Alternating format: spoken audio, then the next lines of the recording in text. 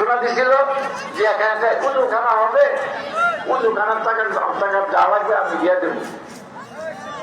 আপনারা জানেন যে খান সাহেব, হেলাল খান সাহেব এই মাঠের জন্য অনেক ত্যাগ, এবং আমি প্রথম থেকেই আজ থেকে 40-45 বছর আগে থেকে আমি যারা দেখছি সুলতান মাস্টার সাহেব এই মাঠের জন্য অনেকেই ত্যাগ সেখান থেকে আসছে। আর এই ত্যাগের বিনিময়ে আজকে আমরা এত বড় মাঠ পাইছি। এখানে গুরুস্থান ছিল, গুরুস্থানকে সম্প্রসারণ করা হয়েছে, এই ব্যারিকেড ছিল না, এই এক্সটেনশন জায়গা ছিল না। আল্লাহ পাক আপনাদের দ্বারা আল্লাহর মেহেরবানিতে সব কিছু হচ্ছে।